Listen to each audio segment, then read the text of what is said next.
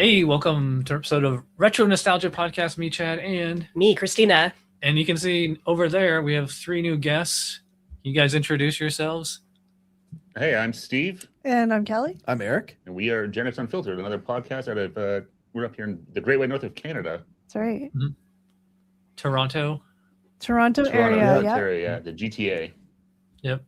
And in case our viewers just missed it, we did a collab with Gen X Unfiltered, talking about our first jobs. And I thought it was a good pairing, you know, because like we mostly do movie and music reviews on this show, and you guys kind of talk about general topics and things like that. But what better pairing could there be than like your first jobs and then the movie Clerks, which I just got my Clerks t-shirt in the mail today. Very nice. Love it. You can see I have this the Clerks trilogy box set behind me. I got that on eBay for like $75 like a year ago. I still haven't opened it yet. Probably should. Yeah, you're like a Clerks stan. Huge fan. Yeah. I saw Clerks in the theaters probably at least twice, maybe even 3 or 4 times. Did you ever have like second run movie theaters where you lived? Like it was only like $1 maybe to go to the movies? Oh, yeah. Yeah. We actually still have one. I think there's still one here, that does that. That sort of plays at the second tier, retro classics. Some of yeah. Kind of when the new releases come out, like they get it like 6, maybe 8 months later. Yeah, or they'll play like sometimes they have like old movies. They do like play Clerks now or something for like the 40th anniversary or whatever, 30th anniversary, things like that. Yeah. Yeah, they were cheap. They don't really exist anymore here because movies go from movie theater to DVD or just streaming so quick. But it's crazy now. Like it's literally something they even have like day and date. It's like it comes out in both at the same time, streaming or in the theater. It's nuts. Yeah. I mean, but most movies that if you're gonna go see them in the theater are like big spectacles, like Marvel, things like that. Lots of special effects. But I remember the days you could just go see a low budget indie movie for like $1 on a Wednesday. Yeah.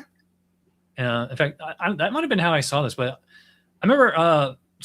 This came out in like '94, I think. Even when it was made in '93, I was still in high school at the time. Me and my friend Matt were like becoming total movie snobs. I had like one of those Roger Ebert like phone book size list of all like every movie he's ever reviewed, and we watched Siskel and Ebert regularly. I think it came out like Sundays at like 11:30 p.m. or something. Yeah. And I remember them raving about this black and white movie, and I was just like, okay, that seems pretty cool. Let's go check that out. And we did. And this is following up on our last podcast where we were talking about our first jobs. I'd only been working like as a supermarket cashier for like maybe a few months or a year at that point. So I was totally like, I feel like this movie was made for me because I was just like sympathizing with Randall and Dante like the entire time. Of, like, especially like how Randall will just literally spit in customers' faces or just talk back to them. And I'm like, man, I wish I could do that at my job. So I could definitely sympathize with them. So let's go around the room and like your first, if you remember like the first time you saw this, first impressions. Yeah, we rented this from Blockbuster, my mom and I. And I remember, it had all these, it had these glowing reviews on it. Funniest comedy ever, says Siskel and Ebert or something like that. So we rented it and there was just too many sex jokes in there and it was awkward. I was like 15. So we turned it off. So I didn't actually see this properly until I was an adult. Well, you guys. I'm trying to remember the first time. I did not see it in the theater. I think I saw Mallrats first and loved it, and then went back and saw Clerks, and that's when I kind of then really got into Kevin Smith, and then as the new ones came out, the only one I remember seeing in the movies was Chasing Amy. I saw them in theaters too. Yeah, but no, Clerks definitely would have been like a rental from Blockbuster or whatever. Yeah. So I first saw it yesterday. I'd never seen it before. I'd heard of it. I obviously know Kevin Smith. I've seen some of his movies. But yesterday was the first time I watched it. I mean, I am admittedly not a movie nerd. I like movies, but I'm not like, I don't know if that makes sense. Like, I'm not like, you're just gonna watch. Yeah. I like rom-coms. Okay. So that was my first time watching it. It was interesting. Yeah. Oh my God. I watched it. It must have been like around 2000, I think, when I was in college, going back to our previous podcast, when I worked at Rogers Video. which was a video rental store like Blockbuster, we got to take home free movies to watch, right? So I had seen Mallrats like that, Chasing Amy, but I never saw Kevin Smith's first movie, Clerks. So I picked that up, took it home, and watched it then. So that was 2000, 2001, I think, around then. Did you identify with Randall? Like, were any of Randall's antics familiar to you at all? Like the stuff that he got away with? His frustrations for sure. Like the whole movie, he's like, I'm not even supposed to be here today. Yeah, that's his whole thing, right? So I could definitely identify with that. Like people calling in sick, and it's like, okay, I'll go in and like cover. And of course, whenever you do that, it's like the worst day of your life. Yeah, yeah. So I definitely identified with that. But you didn't like close down the store and play hockey. I did close down the store. I didn't play hockey on the roof. No one, thankfully, no one died in the bathroom. Okay. So what about customers coming in asking if you had seen a movie or which one's the better movie or any of that stuff? Actually, a little bit of that, I guess. Yeah, maybe once in a while, like that's for like a recommendation and stuff. I didn't like yell at anybody though. Oh. I give them an honest answer instead. Yeah. I actually needed my job. Yeah.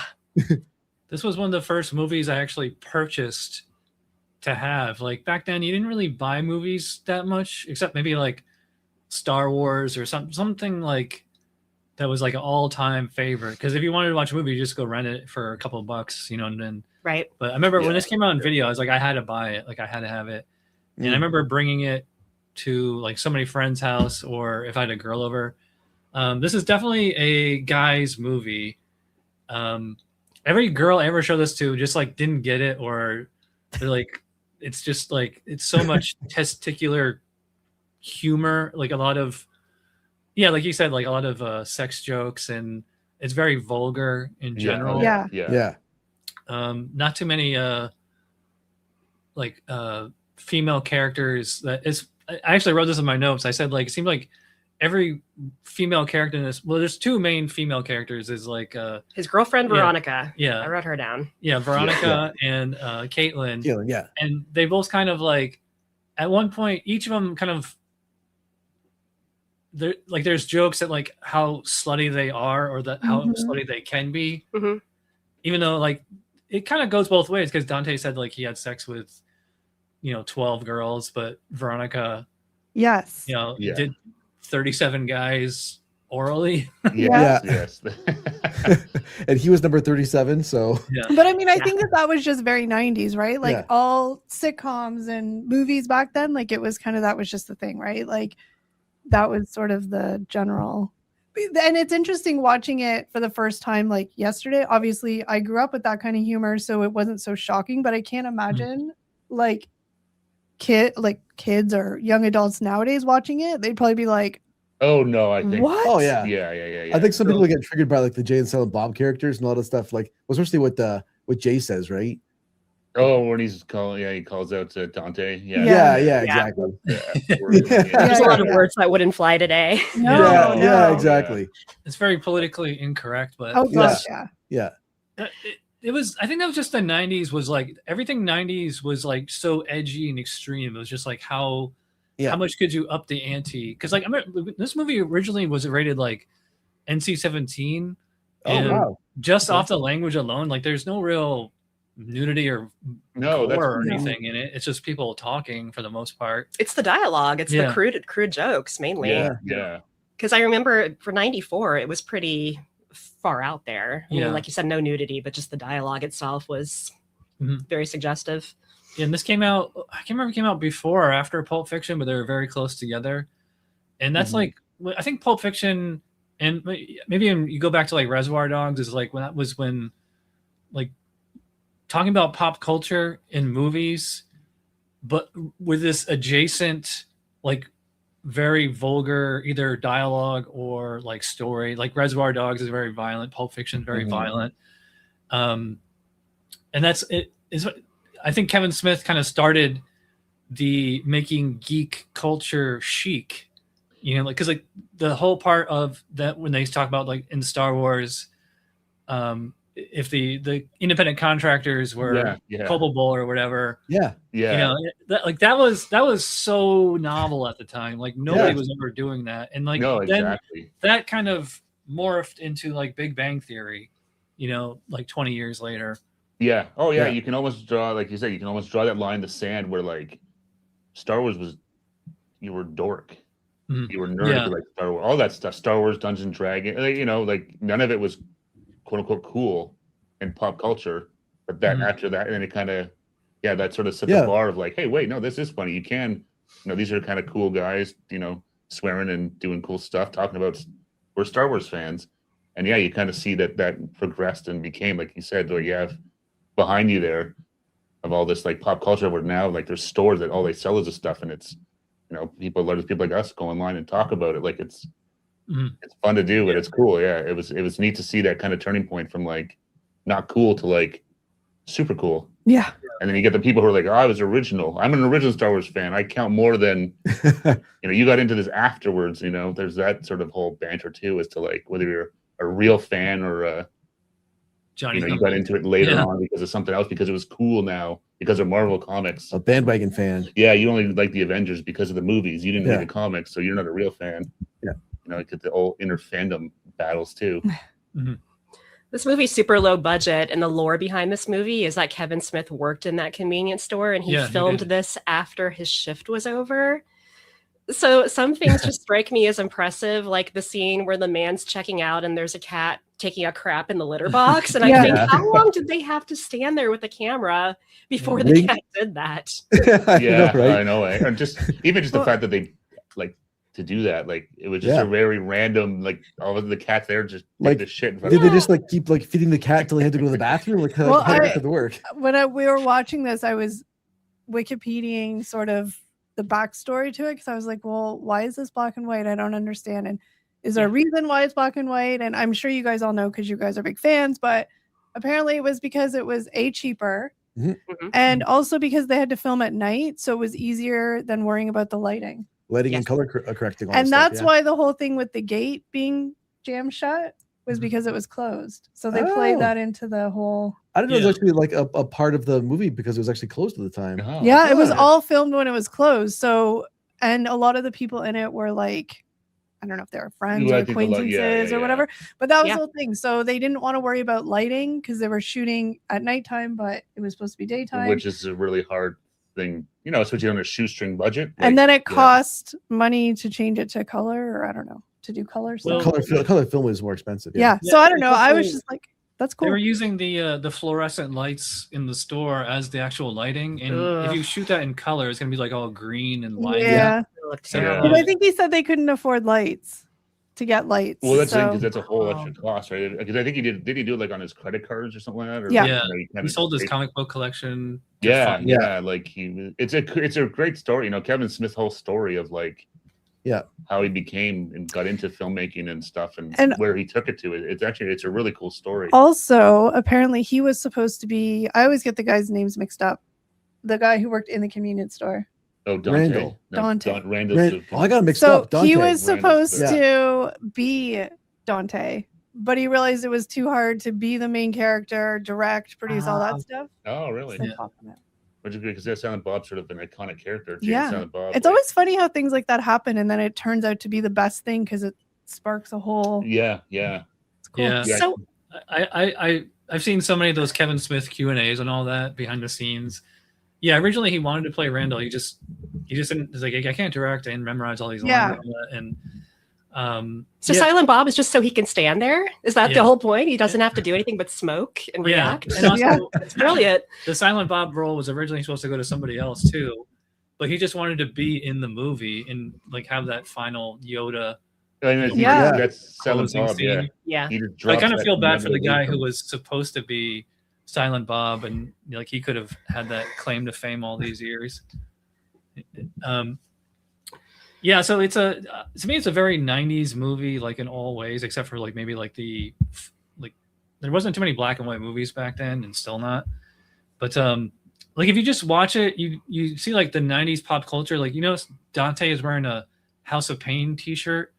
Yeah. Like that's how much more 90s reference can you get than that? Oh, I know. Even we were talking about like even like when they just show like just seeing the store, like he's using a payphone to call people. you know, or even some of the food in the background, like we're just like, oh, it just kind of like Teddy Grahams, and like all the stuff on the shelf, right? I don't know like, if Yoo-Hoo's still a thing or not, but like Yoo-Hoo, even the Gatorade, the old glass bottle, glass like Gatorade. all of it just speaks to that time of it's like it's just everything. It's just total 90s. Well, I remember seeing even the rollerblades they're wearing and stuff like that. The sign for the cost of, I think it was cigarettes, but it was like $1.50 a pack of cigarettes or something. Yeah, like I wrote that in my notes. I was like, look how cheap cigarettes are. I wrote that down too. I was like, how much did I pay back in those days? Right. Well, even the fact, like, I don't know what it's like in the States, but here all the cigarettes are hidden now. You can't even see them. Yeah. Like, if you go to the convenience store, they're all hidden behind like a counter. They have to like, it's like, hey, you have to like lift it up to pull them out. Like you can't see cigarettes at all. You can't advertise them at all up here. Yeah, a lot of grocery stores don't sell them at all anymore. It's like convenience stores mainly. Yeah, so they're all hidden. So like even the fact that you can see them everywhere on display, like that hasn't been a thing for a long time up here. Yeah, the cigarettes are very much sold, but they just it's the dirty little secret no one talks about behind the counter. I think like half the revenue that like those mom and pop bodegas is from cigarettes, and well, not then, but now it's like vapes. Yeah. Actually, now like CBD and THC are legal. Yeah. They probably make like at least half their money just off vices.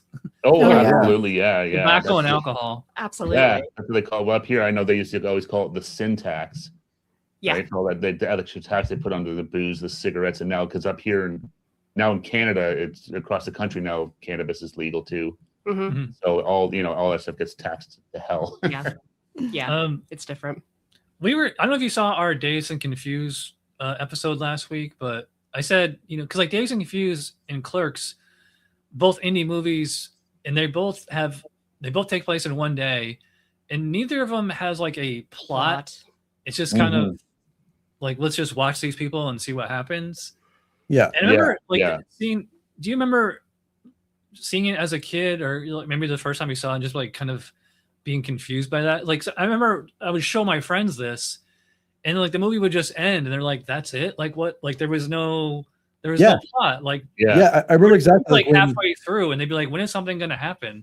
Yes, I'm like, nothing happens. The ending of Dazed and Confused, it's just it feels like it's very unfinished. It's like that's it. He just drives off, and then same thing with Clerks, right? Like the door just closes. Yeah, it's like we're done. Like Randall does this little funny walk, and that's it. Yeah, there's no kind of you're used to sort of the typical like redemption and exactly like whatever conflict was in the movie wraps up in the end. Yeah, maybe that's why it confused me, because I watched it as an adult and I was like, there feels like there's supposed to be more. Yeah, like I was just like, I don't. This is it. This is the whole entire movie. Yeah, these things very like open ended, right? Like does Dante and his girlfriend, do they like patch it up? No, that's what I'm saying. Like he doesn't have that kind of you always have that the hero has their sort of redemption at the end that like everything wraps up nicely, and it's like him and his girlfriend go off and live happily ever after, and it's like no, they just and they're gonna go back and do it all again tomorrow. And they're really. I think this came out at a good time because reality TV was becoming a big thing. I watched every season of Real World from like season 1 on. So I was just kind of used to people just sitting around doing mundane things for entertainment. So Clerks kind of reminded me of Real World. In that regard. You're right. It does. It has it's like a realistic. That's the thing. It's like real life. It's just two guys working. Like I love that stuff. So you think I would? I think honestly, I really had no idea what Clerks was about. Like I did, but I'd never seen any clips of it. So I think I went in really like at first I was like, why is this black and white? This is so confusing. But if I watched it again, I feel like I would get it more. Does that make sense? Well, and it's a good movie. I love the movie, but especially if you haven't seen the first time because there's so much dialogue. Yeah. And there's so many little references within what they're saying to stuff either within the series or like stories they talked about early on in the movie, they come back into play in dialogue later on. Yeah, and even just stuff they're riffing on, like they're talking about like pop culture stuff that you got to kind of listen to it. It's easy to sort of miss stuff. Like there's a lot of stuff being said there that's I've seen it for the first time. It's even though probably I'm sure the first time I watched it, or maybe any of us, it's you kind of you watch it again, you realize, oh wait, they said that, I missed that, I didn't hear that, or it was there's a lot there. I get something new from it every time. Like we watched the 3 Star Wars recently. Well, last year. The original. I had never seen them before. So watching this after seeing those, it's like, hey, that's a joke I understand now. So it's like every time I watch it, I get a little more insight into it. another 90s thing is everybody's wearing jean jackets. Oh, I love this era of clothing.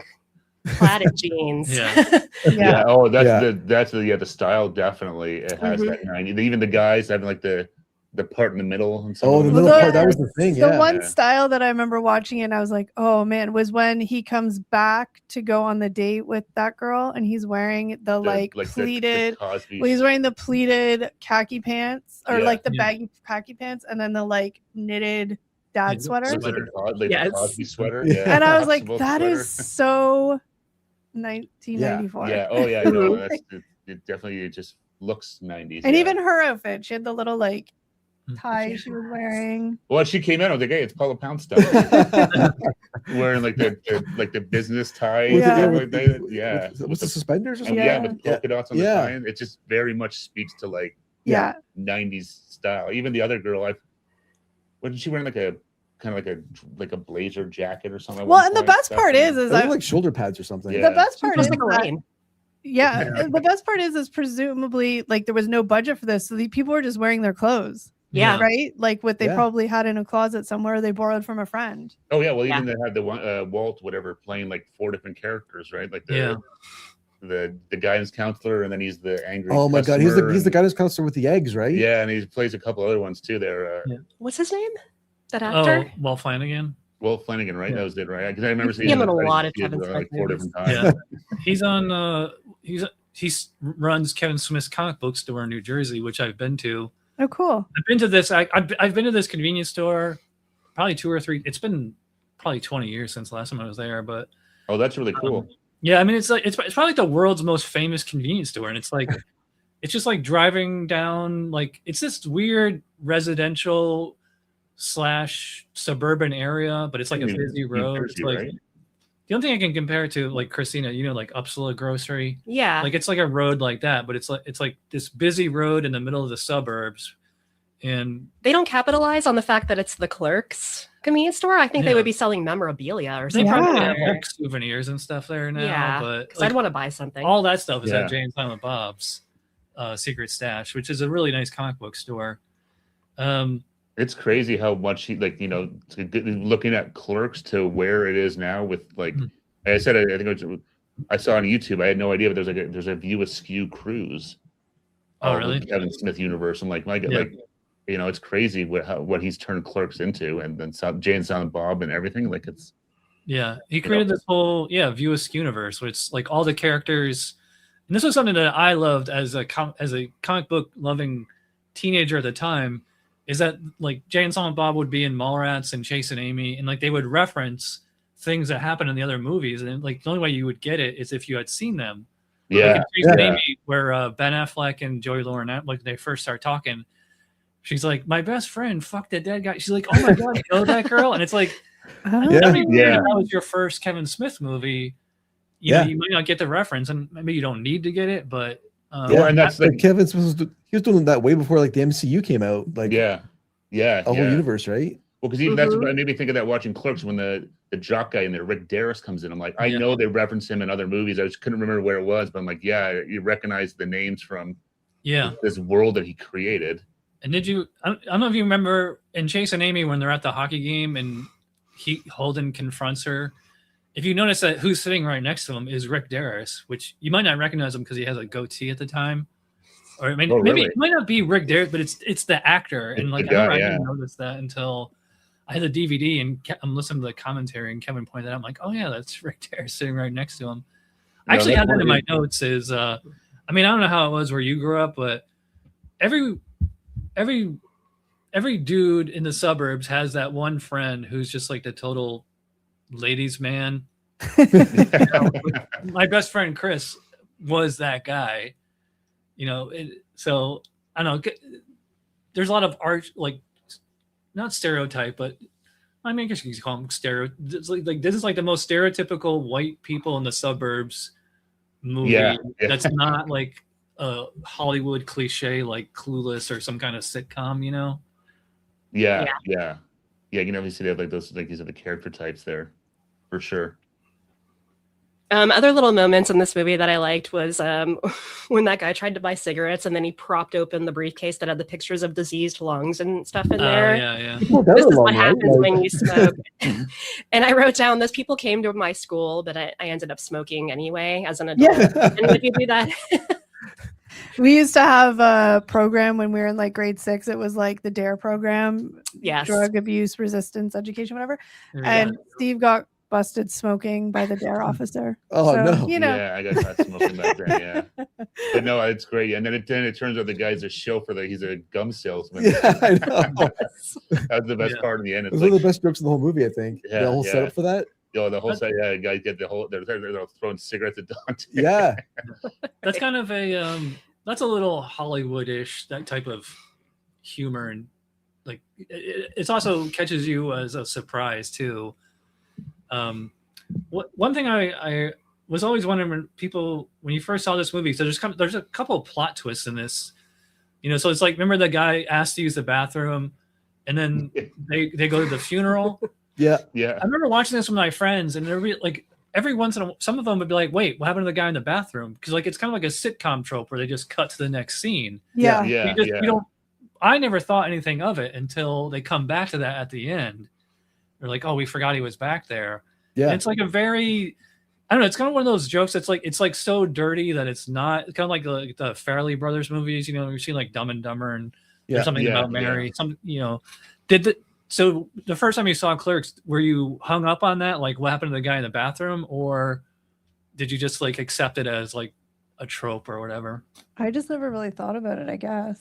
I think I kind of forgot that he was in there. Yeah. Even watching it again, I was like, oh, and then obviously. And then I was completely shocked when when she went to the bathroom, and I was like, whoa, I wasn't expecting that. She thought she was with Dante, wrong. Yeah, I was like, whoa, that guy in the bathroom. Oh, shoot. The guy that asked for the nudie magazine? Yeah. Oh, I figured they'd get back to that at some point. Like I was just expecting that would come back. Not in the way it did. No, but... the way it was unexpected. To me, it was just they just cut from one scene to the other. I didn't think anything of it. I just thought it was just part of the plot that he was just a gross old man. Yeah. I was like, I just figured because they cut to the next scene, so I figured like that had resolved. Yeah. What happened to the guy in the bathroom? I didn't pay him no mind, That's to be expected. Not all of the plot twist went anywhere. They just kind of hung there. Did you know there's supposed to be a scene at the funeral home where Randall like knocks the corpse or the casket over or whatever? If you have the DVD or the Blu-ray or whatever, they actually animated that missing scene. Oh, really? Yeah. I thought it was implied in the movie. Yeah, like they didn't have the budget to film that scene because like Kevin had it all written out, but they just there's no way they could have shot it. Yeah. And I don't know if you've ever been to like a Catholic or Christian funeral home Catholic. If you go to a funeral or a wake for somebody who's Catholic, they usually have like these cards. They almost look like baseball cards, and they're like saints. Yeah. Yeah. He doesn't know what I'm talking about, but yeah. And we can watch it, but there's a scene where Randall is going through them all, and it's just like baseball cards. He's like, need it, got it, need it, got it. He's going like St. Joseph, St. Andrew. I have this one. That's hilarious. It's pretty funny. It's pretty dark, but you can. It's probably on YouTube. You can see because there was a Clerks animated series that only ran 6 episodes, and they only aired 2 of them. And when they came back for the Clerks 10th anniversary DVD, they just had the people that made the Clerks cartoon actually animate that missing scene. It's pretty funny, and I think it works better as a cartoon because like it's so over the top. Like it's something that could only really happen in a cartoon. Yeah. It's pretty funny. Oh, cool! I have to check that out. I'd be curious to see how that looks. Yeah, that's cool. Mm-hmm. Yeah, we could do a whole separate episode just on the Clerks cartoon, which, in my opinion, is like the best show that only ran 6 episodes that nobody ever saw because it came out in the middle of the summer. I vaguely remember something with a Clerks cartoon. Like, when did that come out? Like, it was the summer of 2000. Okay. Oh, okay. Yeah. I remember hearing about it. I think it was hearing about it, but I can't remember where it aired. It was either 2000 or 2001. No, it like Adult Swim or something? It sounds like an Adult Swim cartoon. It does. Yeah. Was it Adult Swim? No, it was on ABC actually, but Oh, that was right when really? there was like hardly any like adult animation back then. I mean, like there was a Simpsons obviously, and then Family Guy started like a year before this, but there was like all these short run adult ones. By adult, I don't mean like triple X. I just mean like made for adults. Yeah. Where'd it go? Did you guys have MTV? Or you had much music? Did you have MTV? No, not till later. Not till later. We had Liquid Television. We never had real MTV. Yeah, Beavis and Butthead. So yeah, like The Critic. There was a Dilbert. Oh, I love The Critic. Series. Yeah, I remember The Critic. The Critic was good. Yeah. It's John Lovitz. This only lasted, I think, 2.5 seasons. Was that John Lovitz? I completely forgot about that. Yeah. They had a crossover episode of The Simpsons to introduce them. Yeah, they did. Yeah, it's funny because like the animation style was like completely different, and when they had this character on The Simpsons, they made him all yellow, and like he looked like totally different compared to the way how Simpsons characters look. But that's right. Yeah. We're getting off topic, but anyways, something I wanted to talk about was the soundtrack. It's funny, I just brought it up on iTunes, and because of like the way the rights work, if you try to look at a soundtrack on iTunes, unless you actually buy it, there's only 4 out of 19 songs that you can listen to. Oh, wow. Who are the bands? Because there was lots of like indie punk stuff, really. Like listen to watching it last night. I didn't really recognize any of the bands, but I didn't recognize a lot of it. Well, the original, like when it got picked up by Weinstein or Miramax or whatever, like then they brought in like all these name brand bands to make the soundtrack, and like there's Alice in Chains, Got Me Wrong on there. That's a good song. Corrosion of Conformity, they were kind of like an underground metal band. Yeah, I recognize that. I've heard of them before. And it finishes with Can't Even Tell by Soul Asylum. They were sort of a one-hit wonder in the 90s. They did Runaway Train. Yeah, I remember that with the music video had the kids on the milk cartons. Yeah, I remember that too. Yeah. But then, like, I think, and maybe we'll do another crossover in a month or two. We could just talk about movie soundtracks, because Christina and I were talking about this on Dazed and Confused. Is like that's how you got like great mixes back then. Yeah, you wouldn't have to like you wouldn't have to like take a gamble on an entire like one hit wonders whole CD. Yeah. Like you could maybe get on like a soundtrack. Oh yeah, I remember having that. I got the Dazed and Confused soundtrack through like Columbia House or something like that. Yeah, I love that. We keep talking about The Crow too, because The Crow is such a great soundtrack. Yeah, it's just got so many artists on it. Oh yeah, The Crow. Yeah, I've never actually seen The Crow. Oh really? No, I haven't either. I know. Yeah. Kelly doesn't surprise me, but I'm surprised you never saw that. Yeah, I know. I don't know why I've never got around to watching it. Good. It's really good. I haven't seen that in years, but it was really good. Yeah. I'm like the perfect Gen Xer to watch these like Gen X movies as an adult for the first time, because I haven't watched half of them. Yeah. Like, you're the same. You just saw the Star Wars movies for the first time like 2 years ago, maybe. Yeah, same, not that long ago. Same as Christina. But a lot of these movies, like, I don't everybody shoot me, but I don't think I've even seen Dazed and Confused all the way through. I've seen bits of it. Like I don't know. This podcast is over. What are we doing? Turn the mic off. But it's interesting watching them for the first time as an adult, because obviously, like, I remember that time period, so it's just weird. It's always funny too, because even like I said, watching Clerks, I have seen it multiple times, but it's been like at least 10 years sort of more that I've seen it, but it still holds up. That was the best thing about watching it again. It's like, okay, good. I still laughed and enjoyed it. It wasn't kind of like this was funny, but not Yeah. I was like, okay, good. It still holds up.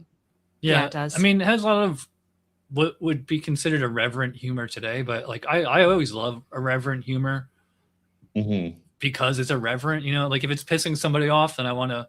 It's nothing really like offends me as far as stuff like that. Yeah. I mean, it's one of those things. Watching it again, I think we're all kind of the same thing. Like none of us take any of this stuff too.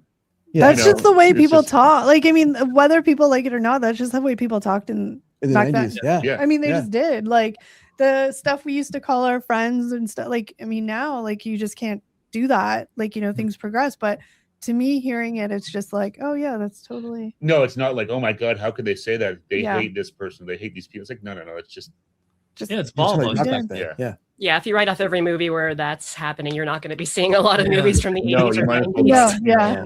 yeah, basically anything pre like 2010, just skip it. Like, Exactly. really, like, Yeah, Do you have any more notes? I have or- no more notes. Okay. I did say it's kind of funny that Veronica and Caitlin are almost like hornier than all the dudes in this movie. Yeah. yeah, like- that was kind of surprising actually. Now that you mentioned it, Yeah. but like her coming back home to Dante from and ready to like jump his bones after not seeing him for a month. Yeah, after Yeah. one conversation in the back room. Yeah, and some of even the whole it's like, oh, these girls are maybe it's something in the water up in New Jersey or something. Yeah. yeah, you're right though. They were very even though when she was like, I'm gonna go and like show you, I'm gonna 37 is nothing. I'm gonna do 150 of them. Like, Oh yeah. Yeah, it wasn't really until Chase and Amy where Kevin could like really write a female character, because like in Mallrats, the girls they're kind of like how sitcom characters are. They're Yeah. not like super sense. Well, maybe like Brandy in Mallrats, but I mean, the female characters in this movie aren't very fleshed out. They're kind of Yeah. more No, They're like one dimensional. Like, Yeah. Yeah. It's like you've got the one girl that's like, you need to go to Dante. You got more to you. You got to go back to school, and that's kind of all he really does. And then the other one's like, I'm gonna leave my boyfriend. I'm not, I Yeah. love you. Let's go and try this and give it a second chance. Yeah. They're kind of just there as characters, but not really. They're all there just to kind of make Dante happy in one way or another. Yeah, Yeah. it's more for Dante to try It's more and for figure it Dante's out. Like benefit, it's yeah. just kind of That's Mhm. right. like, Yeah. play like a key Yeah. role of anything. It's just kind of he's Well, gonna I decide mean- what he wants to do. Veronica is a little fleshed out because like she seems to like genuinely love and care for him. Like she brings him lasagna. Like that's how Silent Bob's speech at the end. Like not all of them bring you lasagna. Yeah. Yeah, exactly. And Dante's like, Yeah. oh my god, I love her. I didn't realize it. Right. yeah, he didn't realize, and it's like I think like a lot of just guys specifically, but yeah, you don't realize how good you've got it until it's gone, right? And that's sort of Yeah. like sort of Bob was saying. Sometimes we're dumb. Yeah, not many, that Sometimes. yeah. Oh, geez. But yeah, no, that bringing lasagna, that means a lot, and Mhm. it's easy to overlook sometimes, but those little things mean a hell of a lot. Mhm. So that's why I always like the Silent Bob. He always has a little nugget, like he said, he's like the Yoda. Does he only ever say one line in each movie? One or two, like, But he only has one little part where Well, he he talks. talks very infrequently. Okay. Like, I'm trying to think, because I know in like, Well, and Chase and Amy has this huge diatribe at the end. Oh. yeah, That's that's sort of right. his thing, right? He doesn't say anything, but what he does say that's very, It's, like, very deep, meaningful. But, yeah, Yes. but I know, like, I'm thinking like Jay and Silent Bob Strike Back. Like, I know he like loses his like the sign says "Critters of Hollywood." Yeah, he loses He'll say his shit on something Jay. brilliant. yeah. And Yeah, then he'll he never talk stops very talking. infrequently. Yeah. Usually, And it's What funny he because in real life, Jay and Kevin are kind of the other way around. Like Jay is actually very quiet. Yeah. And Kevin is a total blabbermouth. Like you can't shut him up. That's oh yeah, well, he did like all the speaking tours Yeah. and stuff, right? Like, and even with Kevin Smith, where he would just sort of do something like this, like Yeah. riff for 2.5 hours on stage. Yeah. I met him a couple of times. Like I've been to his store when he was doing a signing. In 2005 or something, whenever Clerks 2 was coming out, they had like this little mini one-day film festival in New Jersey, like actually right around the corner from the store. Oh, cool. And I got to meet him there, and I saw Clerks 2 like as a sneak preview. And I mean, we could do separate episodes on 2 and 3, and Yeah. there only needed to be 1, 2, and 3 or so. Yeah. No, Usually that's yeah, what it was sort I of, did not like to. Yeah, I didn't No, either. I think Like that 3 was- is god awful. Didn't even bother with that one. Well, all 3 of them are in that box. So But I will what rewatch. what was he like in person? Like, was he what you would expect? yeah, I mean, Kevin just he's as he is as any YouTube video or DVD commentary or interview you've ever seen with him. Like that's how he is. You know, I love that. That's nice. That's good to hear. I and kind that's- of like to overweight Kevin better than skinny, gaunt, post heart attack. we But almost, he had to go have that heart attack. Yeah, and- we almost lost Yeah. him. Yeah. That was actually the one thing sort of the time with Kevin Smith for us up here in Canada. I think he's the first time I ever heard someone reference Degrassi. yeah. Yeah. Oh And, yeah, for us growing up, like that was a thing up here He in was in a Canada couple episodes. Yeah, he was in later an on, arc. but like he knew Degrassi stuff. It's like whoa, like Yeah. that was a very Canadian thing that to hear an American Someone Yeah. wore a Degrassi jacket in Mallrats, right? Shannon Doherty did. Yeah. Yeah, but so it's, you know, for us growing up with all this, like it's a very cheesy Canadian show to see that reference in like a Which Hollywood is very movie. niche. Like, oh it's very niche, which he is too. I felt seeing him like he knows us. But I think I remember hearing him said when he worked in the convenience store, they would pick it up in like somewhere in like Boston, like whatever. He would see it in the early mornings, and that's how he saw him. Like, what is this show? Yeah, like, I think it was on like PBS here, or didn't you say you saw it? No, it wasn't on TV here, but a lot of high schools or middle schools would play it because it had life lessons in it. So that's probably where he saw it, was in school. So a lot of American kids, especially Gen X, grew up with it. I think it was like on PBS, or it'd be like on syndication. It was like after school special. Here it was on. Yeah, here it was on. Well, I know a lot of the episodes didn't even air in the States because they were very like some of the topics super like, you know, and they were very real. So a lot of the episodes didn't even air in the States. Yeah. Oh, well. I don't know. That's what I heard. I have no idea. Yeah. But we used to watch it in school. Like we used to have to take French in school, and we would watch the episodes in French. Yeah. And here it was on, like, it was on CBC, which is our Canadian broadcast. That's our national broadcast show. That was always, it was on CBC I don't know what day it was on. Monday nights. Oh, there we go. And they had the big 2-hour movie. They did Schools Out at the very end. It was it was a whole thing up here. It was crazy. And then, like I said, they played a character arc in like The Next Generation. That's right. When it came back, they were in it. Yeah. They were filming a movie. I kind of feel something that Kevin Smith helped that. They did, yeah. On the thing. Yeah, there's a DVD you can buy of the episodes that Kevin directed, and I think Alanis Morissette is in them for like 5 minutes or something. Yeah. I used to have that, and there's somebody I've been communicating with on Facebook Marketplace for like months, trying to buy it off them. They live like way out in the middle of nowhere, and every once in a blue moon, I'll just end up out there and I'll message them and be like, "Hey, I'm around. Are you home?" And sure enough, they're not home, and like they're all the way out in Mount Dora. It's a long. It's just like, it's not that it's a long drive, it's just that it's in the middle of nowhere and there's really no reason to go there. Yeah. They do have this awesome, huge flea market.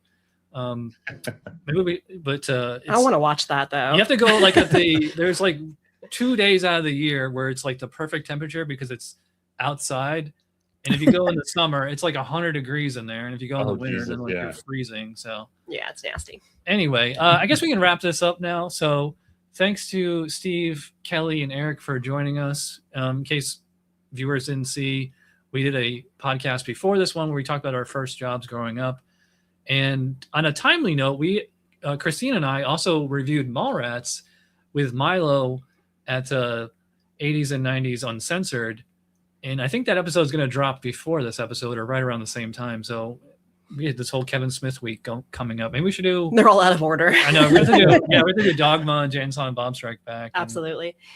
So thanks to guys for joining us. Yes, Gen X Unfiltered. Thank you. If you ever come down to Orlando, go to Disney, let us know. We'll definitely. Yeah. Absolutely. Definitely. 100%. Yep. Thanks for having us, guys. We appreciate it. All right. Thanks a lot. Bye. Bye, everybody. Bye, guys. Yep. Bye. Where's that end button?